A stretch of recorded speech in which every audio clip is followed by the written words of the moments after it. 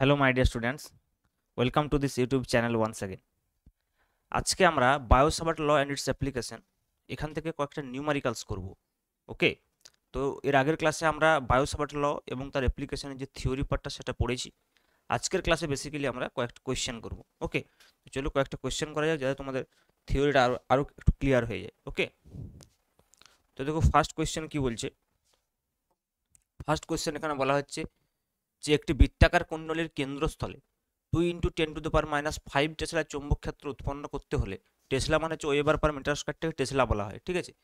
একটি বৃত্তাকার কুণ্ডলীর কেন্দ্রস্থলে 2 × 10⁻⁵ টেসলা চৌম্বক ক্ষেত্র উৎপন্ন করতে হলে যার ব্যাসার্ধ 5 সেন্টিমিটার এবং 100 টান রয়েছে, তাতে কত প্রবাহ থাকতে হবে তা গণনা করো। তার মানে প্রবাহটা নির্ণয় করতে বলেছে। কি কি দেওয়া আছে? রেডিয়াস দেওয়া আছে, টার্নস দেওয়া আছে এবং ম্যাগনেটিক ফিল্ড দেওয়া আছে। তাহলে magnetic field B is also given. B is equal to কত দেওয়া আছে না 2 × 10⁻⁵ টেসলা, বি ইজ গিভেন। ব্যাসার্ধ দেওয়া আছে আর ইকুয়াল টু 5 সেন্টিমিটার। 5 সেন্টিমিটার এটা যদি আমরা মিটারে নিয়ে যাই তাহলে হবে 5 × 10⁻² মিটার। ওকে, এবং 100 টার্নস রয়েছে, তার মানে এন ইজ অলসো গিভেন 100। তোমাকে বি নির্ণয় করতে হবে। তাহলে দেখো ম্যাগনেটিক ফিল্ড বি এর ফর্মুলাটা কী ছিল? বৃত্তাকার তারের কেন্দ্রে μ0I/2r ছিল, μ0I/2r।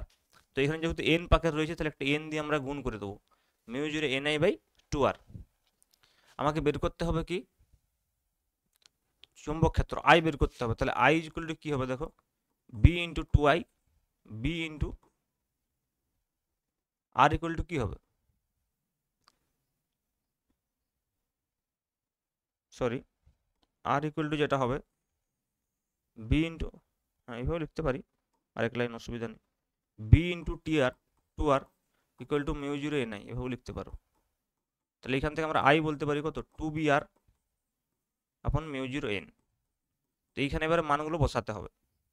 তাহলে 2 × বি এর মান দেওয়া আছে, দেখো বি কত দেওয়া আছে 2 × 10⁻⁵ ইন্টু রেডিয়াস আর হচ্ছে যে 5 × 10⁻² এখন μ0 এর ভ্যালু তোমরা জানো 4π × 10⁻⁷ হয়, ইন্টু এন এর ভ্যালু কত 100। ঠিক আছে, তোমরা এই ক্যালকুলেশনটা করবে, তাহলে এত এম্পিয়ার পেয়ে যাবে, এত এম্পিয়ার প্রবাহ মাত্রা, যার জন্য এই ম্যাগনেটিক ফিল্ডটা তৈরি হয়েছে। ওকে, চলো নেক্সট। নেক্সট দেখো কি বলছে, একটি হাইড্রোজেন পরমাণুতে ইলেকট্রন 0.5 অ্যাংস্ট্রম ব্যাসার্ধের কক্ষপথে 2 × 10⁵ মিটার/সেকেন্ড বেগে ঘোরে। নিম্নলিখিতগুলি হিসেব করো। ইলেকট্রনের কক্ষীয় গতির জন্য সমতুল প্রবাহ কত এবং নিউক্লিয়াসের কেন্দ্রে উৎপন্ন চৌম্বক ক্ষেত্র। তাহলে বুঝতে পারছো, যদি আমরা এইখানে বলি নিউক্লিয়াস রয়েছে, তাহলে নিউক্লিয়াসের চারিদিকে ইলেকট্রন এভাবে ঘুরছে, তাই তো। যে ইলেকট্রনের রেডিয়াস আর বলা আছে, তাহলে এখানে যদি ইলেকট্রন ঘোরে ভি বেগে, তাহলে এই ইলেকট্রনের জন্য করেসপন্ডিং কারেন্টটাকে নির্ণয় করতে বলছে। কারেন্টটা নির্ণয় করলে এখানে ম্যাগনেটিক ফিল্ড আমরা নির্ণয় করতে পারবো, বি ইকুয়াল টু μ0I/2r করে।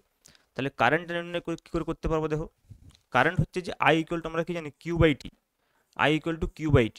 তাহলে এখানে কিউ বলতে কি একটা ইলেকট্রন ঘুরছে, তাই তো, একটা ইলেকট্রন ঘুরছে। তাহলে একটা ইলেকট্রন একবার ঘুরতে কত সময় লাগবে, সেটা হচ্ছে পর্যায়কাল ক্যাপিটাল টি, আর ইলেকট্রনের আধান হচ্ছে যে ই। তাহলে সমতুল কারেন্টটা হয়ে যাবে E/T। এবার টি কী করে পাবে, টি হচ্ছে যে পর্যায়কাল, টি এর এক্সপ্রেশন কী হয় 2πr/v।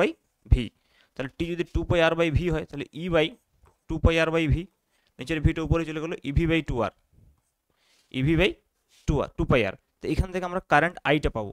আমি এখন মানটা বসাচ্ছি না, মানটা একসঙ্গে বসাবো। তাহলে আচ্ছা, এটা বের করতে দিয়েছে যেহেতু নাকি ইলেকট্রনের কক্ষীয় গতির জন্য সমতুল প্রবাহ বের করতে দিয়েছে, তাহলে মানটা বসিয়ে দিই। তাহলে আই ইকুয়াল টু দেখো যেটা হবে, ইলেকট্রনের আধান 1.6 × 10⁻⁹ ইন্টু ভিটা তো দেওয়া আছে 2 × 10⁶ মিটার/সেকেন্ড বেগে। তাহলে 2 × 10⁶ আপন 2 × পাইয়ের ভ্যালু বসিয়ে দাও 3.14 ইন্টু রেডিয়াস দেওয়া আছে 0.5 অ্যাংস্ট্রম। অ্যাংস্ট্রমকে যদি আমরা মিটার নিয়ে যাই 10⁻⁻10 দিয়ে গুণ করতে হবে, 10⁻10, তাহলে 0.51 ইন্টু 10⁻10। এই ক্যালকুলেশনটা তোমরা করবে, তাহলে এত এম্পিয়ার প্রবাহ মাত্রা পেয়ে যাবে।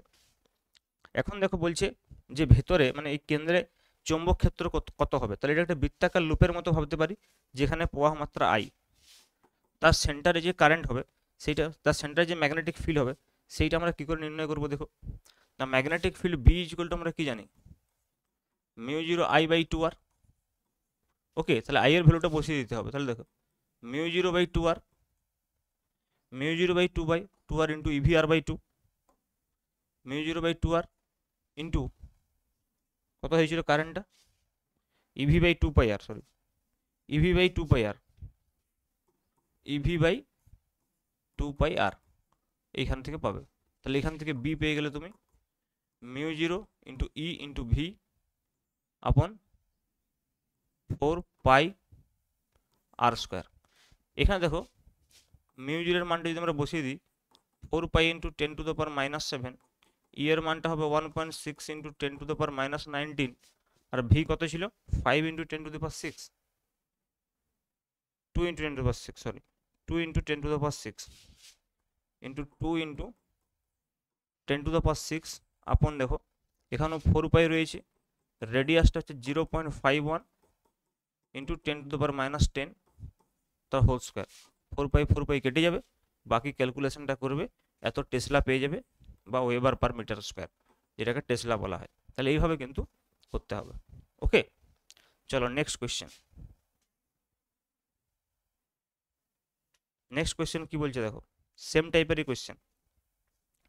বলছে একটি ইলেকট্রন 2 ইন্টু 10⁻10 মিটার ব্যাসার্ধের বৃত্তে 5 ইন্টু 10⁶ মিটার পার সেকেন্ড বেগে ঘুরছে, এর কেন্দ্রের চৌম্বক ক্ষেত্রের মান কত? একই, তাহলে আইটা কত বেরোলো দেখো, এখানে যেহেতু আই বের করতে বলেন তাহলে ডাইরেক্ট আমরা বি বের করবো।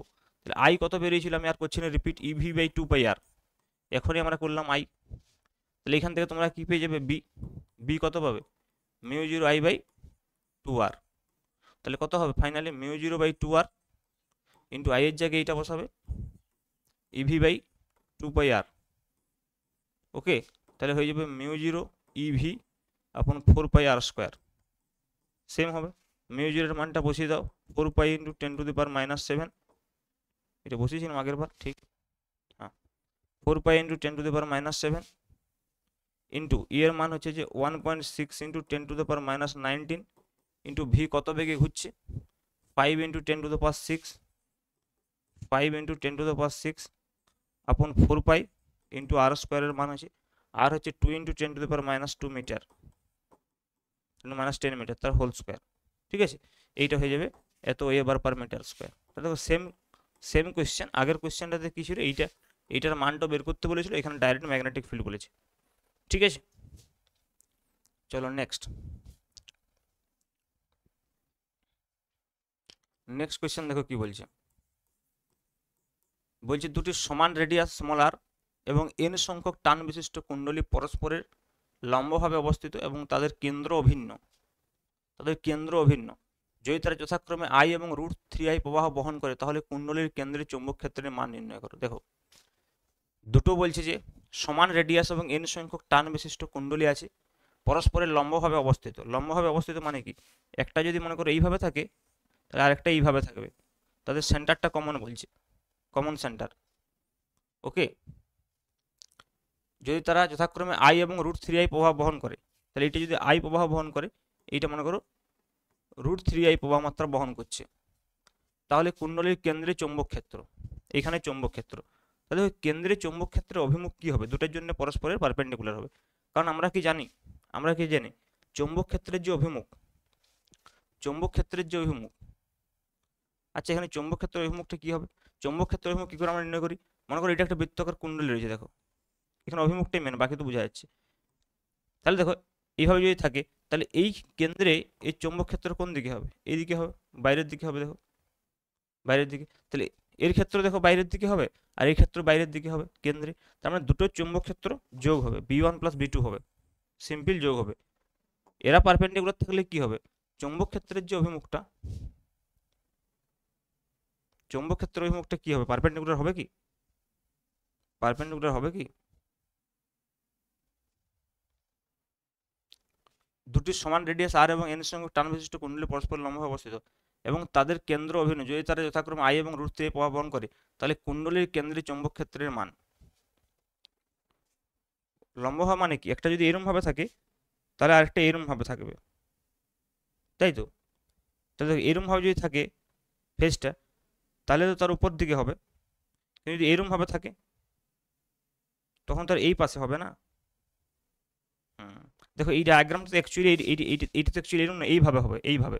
তাহলে দেখো এর ক্ষেত্রে চুম্বক ক্ষেত্রের অভিমুখটা কিন্তু এই পাশে যাবে। দেখো এইটার ক্ষেত্রে ঠিক আছে, যেটা এই প্লেনে থাকবে সেটা তো উপরের দিকে আসছে, বাইরের দিকে আসছে। যখন এইভাবে থাকবে তাহলে একটা এই বাইরের দিকে আসবে, একটা এই দিকে আসবে। ভালো করে ভেবে দেখো, যদি আমরা বাইরের দিকে এইভাবে বলি আর এইটার জন্য এইভাবে এরকম হবে, দুটো ম্যাগনেটিক ফিল্ড।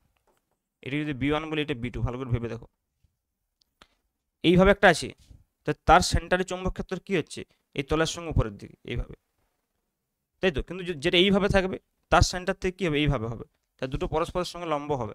তার মানে B equal to root over B one square plus B two square, B one square plus B two square. Okay, তাহলে দেখো বি ওয়ান কত হবে আর বি টু কত হবে? একটাতে কারেন্ট আই, একটাতে রুট থ্রি আই। তাহলে বি যদি আই বলি তাহলে বি ওয়ান সমান কত হবে, mu zero N I by two R. Okay, আরেকটাতে কত হবে বি টু, বি টু হয়ে যাবে mu zero N into root three I upon two R. তাহলে মিউ জিরো এন আপন আর তো কমন, দেখো এখানে যদি আমরা মানটা বসাই ডাইরেক্ট বি ইকুয়াল টু কি হবে, mu zero N I by two R, এইটা টার্মটা কমন থেকে যাবে। তাহলে রুটের ভেতরে কি থাকবে, I square plus root three I, মানে ওয়ান স্কোয়ার প্লাস রুট থ্রির হোল স্কোয়ার। ভেবে দেখো, তাহলে তিন একে চার, মানে দুই বেরিয়ে আসবে বাইরে।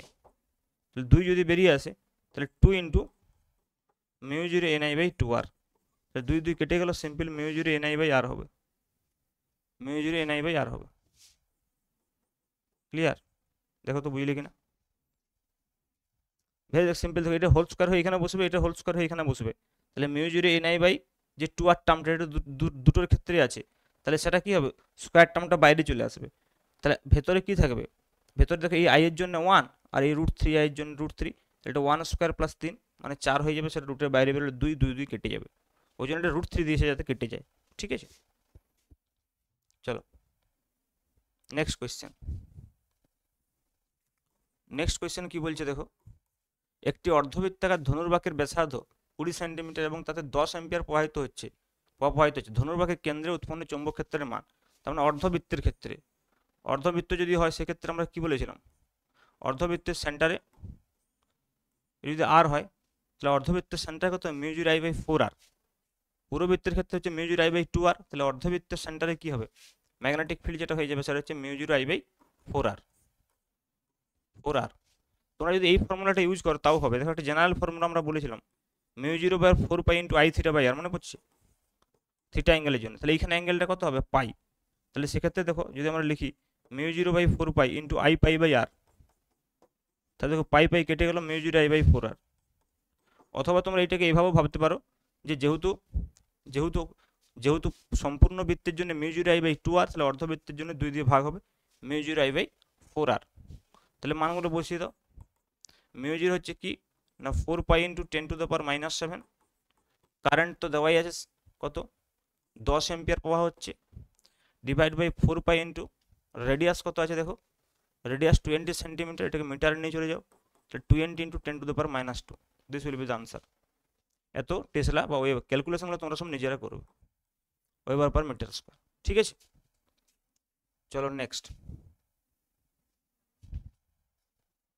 নেক্সট দেখো কি বলছে, বলছি 10 অ্যাম্পিয়ার তড়িৎ ধারা 50 ঘূর্ণনের একটি বৃত্তাকার কয়েল দিয়ে প্রবাহিত হচ্ছে। কয়েলের কেন্দ্র থেকে 3 মিটার দূরত্বে অক্ষ বরাবর একটি বিন্দুতে চৌম্বক ক্ষেত্র নির্ণয় করো। অক্ষ বরাবর একটি বিন্দুতে, তার মানে কি এই যে এই কেসটা, অক্ষের উপর চৌম্বক ক্ষেত্র এক্স দূরত্বে, যদি এখানে এটা যদি মনে করো আর ব্যাসার্ধ হয়, প্রবাহ যদি আই হয়, তাহলে আমরা কি নির্ণয় করেছিলাম বলো, B equal to mu zero N I, mu zero N I into R square, তাই তো, upon R square plus X square to the power 3/2 to the power 3/2। এন্ড হচ্ছে পাক সংখ্যা। এর ছিল ফর্মুলাটা।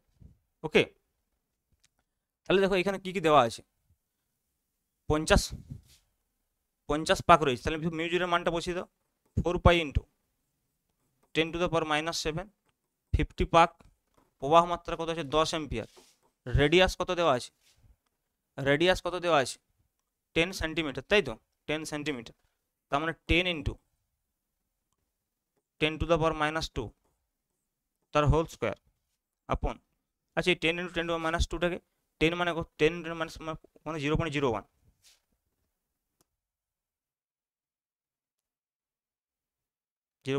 তাই তো 0.1। তাই যদি আমি 0.1 এখানে লিখে দিই নিচে সুবিধা হবে, তাহলে 0.1 এর whole square plus X square মানে কত, এক্স মানে হচ্ছে 3 মিটার দূরত্বে, 3 square to the power 3/2। Okay, এখানে অ্যাকচুয়ালি এই টার্মটা আমরা নেগলেক্টও করতে পারি 3 সাপেক্ষে ক্যালকুলেশনের সুবিধার জন্য। 3 মিটার দূরত্বে বলেছে, যেখানে ব্যাসার্ধটা ধরো 10 সেন্টিমিটার রয়েছে, তাহলে সেক্ষেত্রে চাইলে তোমরা এই টার্মটাকে নেগলেক্ট করতে পারো, 3 square to the power 3/2 only লিখতে পারো নিচে নিচে, ঠিক আছে, তাহলে সমস্যা হবে না, কারণ 3 সাপেক্ষে খুব কম, বা ক্যালকুলেশনটা করতেও পারো বাদও দিতে পারো, খুব একটা চেঞ্জ হবে না। ওকে, তো এই ক্যালকুলেশনটা করবে ওয়েবার পার মিটার স্কোয়ার আসবে। Clear, direct formula base question. চলো next.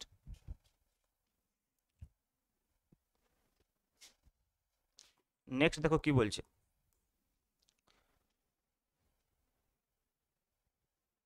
Two parallel coaxial circular, মানে সমান ব্যাসার্ধ হতো নাকি, ইকুয়াল ব্যাসার্ধ, এখানটা ব্যাসার্ধের দুটি সমকেন্দ্রিক বৃত্তাকার কয়েল যাদের ঘূর্ণনের ব্যাসার্ধ না সমান ব্যাসার্ধের, দেখো ইকুয়াল রেডিয়াস দেওয়া আছেন, two parallel coaxial circular coils of equal radius, সমান ব্যাসার্ধের দুটি সমকেন্দ্রিক বৃত্তাকার কয়েল যাদের ঘূর্ণন সংখ্যা n এবং তড়িৎধারা I সমান ও একই দিকে, তড়িৎধারা বলতে তড়িৎ প্রবাহ মাত্রা I হচ্ছে যে সমান ও একই দিকে, পরস্পর সমান্তরাল স্থাপন করা হয়েছে এবং তাদের মধ্যবর্তী দূরত্ব 2r, তাদের কেন্দ্রের সংযোগকারী রেখার মধ্যবিন্দুতে উৎপন্ন নেট চৌম্বক ক্ষেত্রের মান ও দিক নির্ণয় করো। Two parallel coaxial circular coils of equal radius আর an equal number of turns capital N carry equal currents I in the same direction and are separated by a distance 2r. Find the magnitude and direction of the net magnetic field produced at the midpoint. তাহলে দেখো মানে এইদিকে একটা রয়েছে, এদিকে একটা রয়েছে parallel, ঠিক আছে, তো same current, equal currents I in the same direction, একই দিকে রয়েছে কারেন্ট, এটাও একটা বিষয় কিন্তু। তাহলে এইদিকে যদি একই দিকে যদি থাকে তাহলে সেন্টার বরাবর ম্যাগনেটিক ফিল্ড কোথায় হবে ভেবে দেখো। আমরা দেখেছিলাম যে মনে করো এইটা একটা ওয়্যার আছে, এই যদি কারেন্ট এইদিকে হয় তাহলে এখানে যে ম্যাগনেটিক ফিল্ড হচ্ছিল ফাইনাল, সেই দিকে ডিবি ছিল, এইদিকে ডিবি ছিল, তারপরে ফাইনাল এইদিকে হলো না, তার মানে দেখো অ্যাক্সিস বরাবর হবে, অ্যাক্সিস বরাবর মানে এই বরাবর হবে, তাহলে বলরেখাগুলো এই বরাবর যাবে, তার মানে এই পয়েন্ট হোক বা এই পয়েন্ট হোক দেখো তার এদিকে এই বরাবরই যাবে, কারণ এটা বলরেখাটা এই বরাবর যাচ্ছে, চৌম্বক বলরেখা, ঠিক আছে। তাহলে সেক্ষেত্রে দেখো এর ক্ষেত্র এইদিকে হবে আর এর ক্ষেত্র এইদিকে হবে, তার মানে এইখানে যে নেট ম্যাগনেটিক ফিল্ডটা হবে সেটা B1 প্লাস B2 হবে। নেট ম্যাগনেটিক ফিল্ডটা এখানে সেম ডাইরেকশানে হচ্ছে, তাই জন্য কী হবে B1 প্লাস B2 হবে। তাহলে দেখো B ইকুয়াল টু হয়ে যাবে B1 প্লাস B2। ওকে, পরস্পর সমান্তরাল স্থাপন করার জন্য তাদের কেন্দ্র সংযোগকারী রেখার মধ্যবিন্দুতে, তার মানে এই পয়েন্টটা কেন্দ্র সংযোগকারী রেখার মধ্যবিন্দু, তার মানে এই পয়েন্ট, তাহলে এই পয়েন্টের ডিস্টেন্স কত r/2, এইখান থেকে হচ্ছে যে দেখো r/2 মধ্যবিন্দু, কারণ তাদের দুজনের মধ্যে দূরত্ব কত, আচ্ছা সরি তাদের মধ্যবিন্দু 2r দেওয়া আছে, তাহলে r/r হবে, r হবে অনলি r। ওকে, মধ্যবিন্দু তার 2r দেওয়া আছে, তাহলে এটাও r হবে, এটাও r হবে, এইটাও আবার r রেডিয়াস, ভেবে দেখো। তার মানে দেখো বি এর যে ফর্মুলাটা দুজনের ক্ষেত্রে সেম হবে, কারণ এখান থেকে যা ডিস্টেন্স এখান থেকে তার ডিস্টেন্স, তাহলে 2b হয়ে যাবে ফাইনালি, 2b1 আমরা বলতে পারি। এবং দেখো সেই 2b1টা কত হবে, 2 ইন্টু দেখো μ0, ফর্মুলাটা কী হয় μ0 ni ইন্টু r স্কোয়ার আপন r square plus X square to the power 3/2, এটা হয়।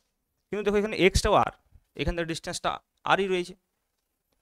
ওকে, তাহলে দেখো কত হবে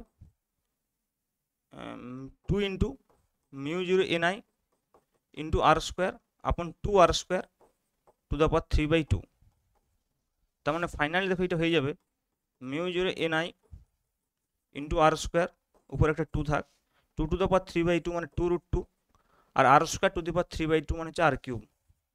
তাহলে এখানে দেখো একটা r স্কোয়ার কেটে গিয়ে r হবে, একটা 2 কেটে গেল, তার মানে μ0 ni/√2 আর অ্যান্সার হবে ফাইনালি μ0 ni/√2 আর।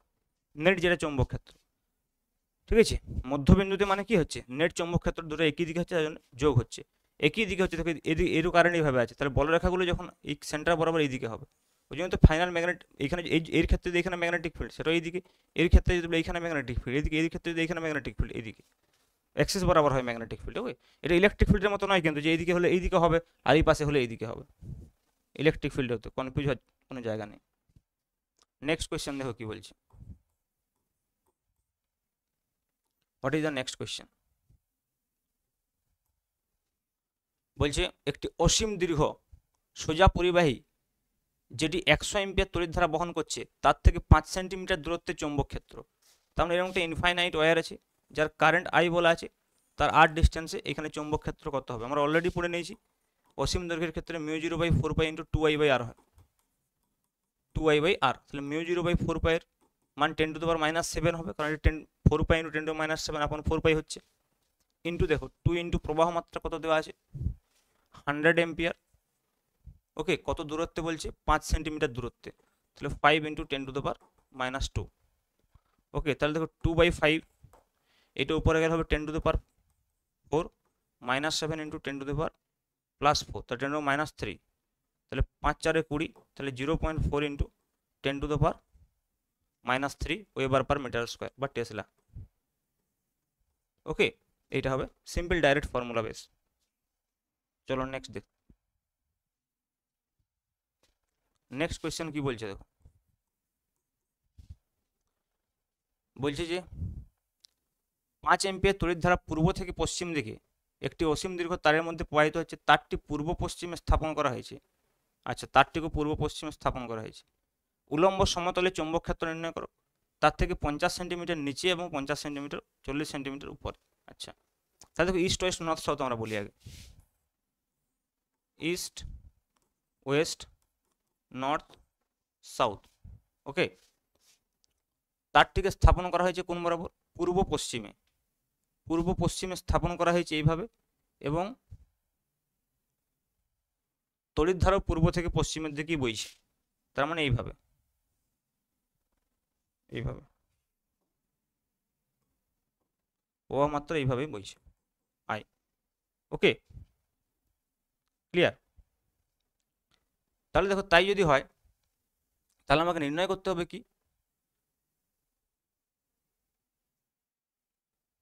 উলম্ব সমতলে যেটা হচ্ছে তার থেকে 50 সেন্টিমিটার নিচে এবং 40 সেন্টিমিটার উপরে।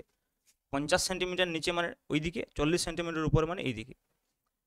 ভেবে দেখো একটা বিষয়, তারটাকে যদি আমরা এইভাবে রাখি, এইভাবে রাখি, এই দিক থেকে আমি যাই, যদি তারটাকে মনে করে এইভাবে রাখা হয়, ভালো করে ভেবে দেখো, যদি এইভাবে রাখা হয় তাহলে এইভাবে যদি বুড়ো আঙুলটা থাকে, তাহলে দেখো বড় রেখাগুলো কোন দিকে যাচ্ছে, এইদিকে, এইভাবে যাচ্ছে।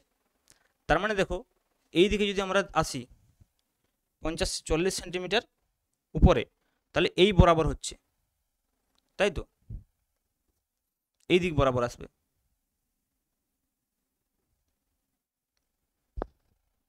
তাহলে যদি 40 সেন্টিমিটার উপরে হয়, এই দিক এই জায়গায় যদি পয়েন্টটা হয়, তাহলে যদি আমার আঙুলটা এইভাবে ঘুরে, তার মানে এইখানে যদি স্পর্শকটা অঙ্কন করি, তাহলে বলরেখাটা উপর দিকে যাবে। দেখো তার এই পোর্শনে আমি বলছি, উপরে 40 সেন্টিমিটার উপরে আমি বলছি। তাহলে যদি এইভাবে আমরা ধরি, এইভাবে আঙুলগুলো ঘুরছে, তার মানে এইখানে যে চৌম্বক ক্ষেত্রটা হবে সেটা এই বরাবর যাবে, মানে নর্থ ডাইরেকশানে যাবে, নর্থ ডাইরেকশানে। ওকে, আর উল্টো দিকে যদি আমি বলি, তাহলে ওই পাশে কোথায় যাবে, ওই পাশে যাবে সাউথ ডাইরেকশানে, ভেতর দিকে যাবে। একটা পেয়ে গেলেও আরেকটা উল্টো হবে, এই দিকে কোন দিকে যাচ্ছে দেখো, উপর দিকে নর্থ ডাইরেকশানে, তাহলে পিছন দিকে কী হবে, সাউথ ডাইরেকশানে। তাহলে এইটার জন্য চৌম্বক ক্ষেত্র অভিমুখটা হবে নর্থ ডাইরেকশানে, আর এইটার জন্য 50 সেন্টিমিটার নিচে যেটা হবে সেটা হচ্ছে সাউথ ডাইরেকশানে। বাকি তো সিম্পল ফর্মুলা, কারণ এটা অসীম দৈর্ঘ্যের তার, কিছু বলা নেই, মানে দৈর্ঘ্য কিছু বলা নেই, তার মানে আবার এখানে দেখা যাচ্ছে ইনফাইনাইটলি লং, এখানটা বলা উচিত ছিল, এই তো বলা আছে অসীম দৈর্ঘ্য। অনেক সময় অসীম দৈর্ঘ্য বলা থাকেনি, কিন্তু যদি দৈর্ঘ্য না দেওয়া থাকে বুঝবে যে অসীম দৈর্ঘ্যই বলতে চাইছি। ঠিক আছে, তাহলে দেখো বি কত হবে, 1 নম্বরের যে বি এর তো ফর্মুলা সেম হবে, μ0/4π × 2i/r। ওকে, তাহলে μ0/4π হয়ে গেল 10⁻⁷ ইন্টু 2 ইন্টু প্রবাহ মাত্রা কত আছে 5 এম্পিয়ার, ডিভাইড বাই রেডিয়াস কত দিয়েছে, ডিস্টেন্স কত দিয়েছে 50 সেন্টিমিটার, তাহলে 50 × 10⁻², 5 × 10 = 50, 10 × 10⁻1 উপরে গেলে 10⁻³ +1, তাহলে 2 × 10⁻⁻6 হবে, এত টেসলা। ওকে, কিন্তু ডাইরেকশনটা কোন দিকে হবে? ডাইরেকশনটা হয়ে যাবে southward direction, southward direction, southward. Okay, similarly দেখো সেকেন্ড কেসটাতে যদি আমরা বলি, সেকেন্ড কেসটাতে জাস্ট 50-এর জায়গায় 40 থাকবে, বাকি সব একই হবে। Number 2, B equal to formula same হবে। কি ফর্মুলা হবে? μ0I/2r, এই ফর্মুলাটা সেম হবে। ওকে, তাহলে দেখো এটা হয়ে যাবে 4 পাই ইন্টু 10⁻⁻7, সরি উল্টা লিখে দিলাম, অন্য মানুষ হয়ে যাচ্ছে, μ0/4 pi into 2I/r, μ0/4 pi into 2I/r। μ0/4 পাই হচ্ছে 10⁻⁻7 ইন্টু 2 ইন্টু প্রবাহ মাত্রা কত ছিল দেখো, প্রবাহ মাত্রা ছিল কত? 5 অ্যাম্পিয়ার, প্রবাহ মাত্রা ছিল 5 অ্যাম্পিয়ার, তাহলে ইন্টু 5 আপন ডিস্টেন্সটা আর হচ্ছে কত? 40, তাহলে 40 ইন্টু 10⁻⁻2, তাহলে 2 20 হয়ে গেল এটা, তাহলে 5/2 হয়ে গেল দেখো, ইন্টু 10⁻, এটা উপরে হলো -1 +1, তাহলে -6 হয়ে গেল, তাহলে 5/2 মানে 2.5, তাহলে 2.5 ইন্টু 10⁻⁻6 টেসলা, কিন্তু ডাইরেকশনটা হবে নর্থের দিকে। ওকে, নর্থ বরাবর হবে। তাহলে এইগুলো হচ্ছে কয়েকটা আমাদের কোয়েশ্চেন ছিল, যে কোয়েশ্চেনগুলো আমরা ডিসকাস করলাম এই চ্যাপ্টার থেকে, ঠিক আছে, বা এই টপিক্সটা থেকে, বায়োসাভার্ট লয়ের এই টপিক্সটা থেকে। তো নেক্সট ক্লাসে আমরা কি করব? নেক্সট ক্লাসে আমরা এর পরে যে সেকশনটা আছে সেই সেকশনটা পড়ব, এবং তার সঙ্গে সঙ্গে আমরা সেখান থেকেও কিছু নিউমারিক্যাল সলভ করব। আচ্ছা, এখানে আর কয়েকটা বিষয় আমি বলে দিই, যদিও আমাদের এখানে ছিল না কোয়েশ্চেনে, এক দুটো বিষয়ে আমার মনে হচ্ছে বলার প্রয়োজন আছে। যেমন ধরো কিছু ম্যাগনেটিক সার্কিট থাকবে। কীরকম ম্যাগনেটিক সার্কিট থাকবে দেখো, তোমাকে বুঝতে হবে। যেমন ধরো সাপোজ, আমি এক দুটো ডিসকাস করে দিচ্ছি, যদিও এগুলো কম্পিটিটিভ এক্সামের ক্ষেত্রে বেশি থাকে। যেমন ধরো সাপোজ এরকম একটা সার্কিট দিয়ে দিল, বা এরকম একটা ওয়্যার দিয়ে দিল, ডিজাইনটা এরকম দিয়ে বলবো এটা মনে করো কারেন্ট যাচ্ছে আই, এইখানে ম্যাগনেটিক ফিল্ড কত, এই রেডিয়াসটা মনে করো আর দেওয়া আছে, কারেন্ট আই দেওয়া আছে। তাদের এটা দুটো পোর্শন আছে, ভেবে দেখো, দুটো ওয়্যার আছে না, এই একটা ওয়্যার আছে, এই একটা ওয়্যার আছে। তাহলে দেখো এই ওয়্যারটা যেটা রয়েছে, এই সিধা যেটা যাচ্ছে, সেটা দেখো এর উপর দিয়ে যাচ্ছে, তেমন এই পয়েন্টে যেহেতু আমাকে ম্যাগনেটিক ফিল্ড নির্ণয় করতে বলছে, এই পয়েন্টে যেহেতু আমাকে ম্যাগনেটিক ফিল্ড নির্ণয় করতে বলছে, সেও দেখো এই সোজা তারটার জন্য এখানে ম্যাগনেটিক ফিল্ড 0 হবে, কারণ এটা তারটার বর্ধিতাংশের উপরে। তাহলে শুধুমাত্র ম্যাগনেটিক ফিল্ড থাকবে কার জন্য? এই ওয়্যার কারেন্টের জন্য, এবং তার জন্য দেখো এটা আউটওয়ার্ডস হবে, ইনওয়ার্ডস হবে। এদিক থেকে যদি আমরা দেখি, ভেবে দেখো, এদিক বলা আছে, এদিকে যদি বুড়ো আঙুলটা রাখি, তাহলে এই আঙুলগুলো এখানে কোন দিকে যাচ্ছে? ভেতর দিকে যাচ্ছে, ইনওয়ার্ডস হবে। তাহলে এখান থেকে বি হয়ে যাবে অনলি μ0I/4r, মানে শুধুমাত্র কিন্তু এই অর্ধবৃত্তাকার তারটার জন্য হবে, এই পোর্শনটার জন্য হবে না।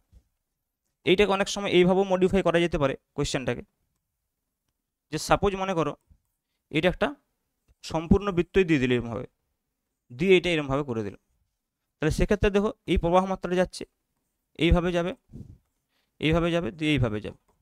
তো এই পয়েন্ট আমাকে ম্যাগনেটিক ফিল্ডটা নির্ণয় করতে বলছে। বা অনেক সময় এখানে বলে সেন্টারে বললো, মনে করো সেন্টারে, তাহলে তখন দুটোই কিন্তু ইউজ হবে। দেখো এইটা একটা ইনফাইনাইট ওয়্যার, ভেবে দেখো, তাহলে এই ডিস্টেন্সটা যদি মনে করো আর হয়, তাহলে দেখো ভেবে দেখো দুটো ম্যাগনেটিক ফিল্ড তৈরি হবে। একটা ম্যাগনেটিক ফিল্ড হচ্ছে এই পুরো সার্কেলটার জন্য, তাহলে সেটা কত হবে? μ0I/2r। আরেকটা ম্যাগনেটিক ফিল্ড এখানে কত হবে? এই পুরো ওয়্যারটার জন্য μ0/4 পাই ইন্টু 2I/r। এখন দেখো এই দুটোই যোগ হবে না বিয়োগ হবে, কি করে বুঝবে? ডাইরেকশনটা দেখতে হবে। দেখো যখন এই বরাবর কারেন্ট যাচ্ছে, ডাইরেকশনটা ভেতরের দিকে হচ্ছে, ভেবে দেখো। আর যখন এই বরাবর এই কারেন্টের জন্য ডাইরেকশনটা কোন দিকে হবে? বাইরের দিকে, ভেবে দেখো। কারণ দেখো এই যে ওয়্যারটা রয়েছে তার জন্য সেন্টারে দেখো, এই বরাবর যদি বুড়ো আঙুলটা রাখি, যেমন এইখানে হয়েছিল, এই বরাবর যদি বুড়ো আঙুলটা রাখি, তাহলে এই আঙুলগুলো সেন্টারে ভেতরের দিকে যাচ্ছে। কিন্তু এইখানে দেখো এই বরাবর যদি বুড়ো আঙুলটা রাখি, সেন্টারে আঙুলগুলো বাইরের দিকে আসছে।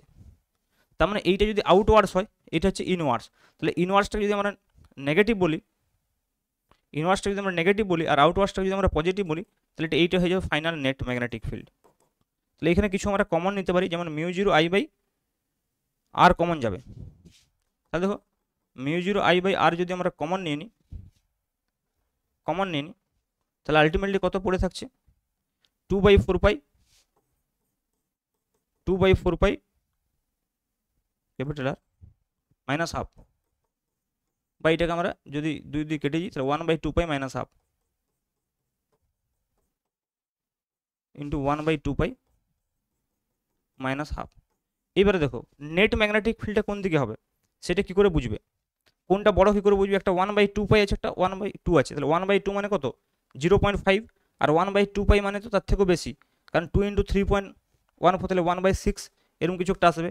তার মানে এটা যদি আমরা ঘুরিয়ে লিখি ভেবে দেখো, তাহলে ফাইনাল যে বিটা হয়ে যাবে একটা নেগেটিভ বাইরে চলে আসবে ইন্টু μ0I/r ইন্টু এটাকে পজিটিভ করবো, তাহলে হাফ মাইনাস 1/2 পাই 1/2 পাই। ওকে, এখান থেকে বোঝা যাবে যে ফাইনাল যে নেট ম্যাগনেটিক ফিল্ডটা হবে সেটা কিন্তু ইনওয়ার্স হবে, কারণ ভেতর দিকটা আমরা নেগেটিভ ভেবেছি। তো এইভাবে কিন্তু ডিফারেন্ট ডিফারেন্ট সার্কিট দিয়েও কোয়েশ্চেন দিতে পারে, অনেক কমপ্লিকেটেড সার্কিট এরকম হতে পারে। তো সেগুলো আমাদের এই উচ্চ মাধ্যমিক লেভেলে পড়ার সম্ভাবনা কম, তো আমি এক দুটো বলে দিলাম। যেমন ধরো আরেকটা আমি বলি, আরেকটা ইম্পর্ট্যান্ট, যেটা হচ্ছে মনে করো দুটো ওয়্যার অনেক সময় দিয়ে দিই এরকমভাবে, এরকম একটা অর্ধবৃত্তাকার লুপ আছে, আরেকটা মনে করো অর্ধবৃত্তাকার লুপ এইভাবে দিয়ে দিল,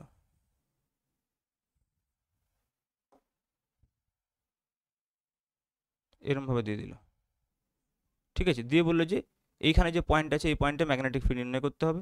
তো এইটাতে মনে করো কারেন্ট I1 হলে এইটাতে মনে করো I2 অপোজিট ডাইরেকশানে আছে, ঠিক আছে। এইটার রেডিয়াস যদি R1 হয় আর এইটার রেডিয়াস দিয়ে দিল R2, দিয়ে বললো এইখানে ম্যাগনেটিক ফিল্ড নির্ণয় করো। তাহলে দেখো দুটোই অর্ধবৃত্তাকার তার, এই পোর্শনটার জন্য কারেন্ট তো 0 হয়ে যাবে, কারণ এটা এর বর্ধিতাংশের উপরে। তাই দেখো এইটা I1 এর জন্য কোন দিকে হবে, নিচের দিকে, I2 এর জন্য উপরের দিকে। তাহলে I1 এর জন্য যদি আমি B1 বলি, তাহলে B1 দেখো হয়ে যাবে μ0I1/4R 4R1। এটা কোন দিকে হবে, I1 এর জন্য দেখো নিচের দিকে হচ্ছে, এটা ক্রস দিয়ে দিলাম। আর B2 এর ক্ষেত্রে কি হচ্ছে, B2 এর ক্ষেত্রে হচ্ছে দেখো উপরের দিকে হচ্ছে এইভাবে যদি ধরি, তাহলে সেক্ষেত্রে μ0I/4R2। ওকে, আচ্ছা এই কারেন্টটা সেম কারেন্ট যদি হয়, কারণ একই ওয়্যারের সঙ্গে যুক্ত আছে, কারেন্ট ডাইরেকশনটা আলাদা হবে, কিন্তু I1 = I2 হবে আসলে। তো দুটোই যদি I দিই আমরা, তাহলে এই ক্ষেত্রে I1 I2টা সমান হয়ে যাবে, বাকি আচ্ছা আলাদা হবে, ঠিক আছে। তাহলে এইটা হয়ে গেলো বাইরের দিকে। তাহলে আমরা B2 - B1 যদি করি, নেট ম্যাগনেটিক ফিল্ড যেটা B হবে সেটা হবে কত, B2 - B1।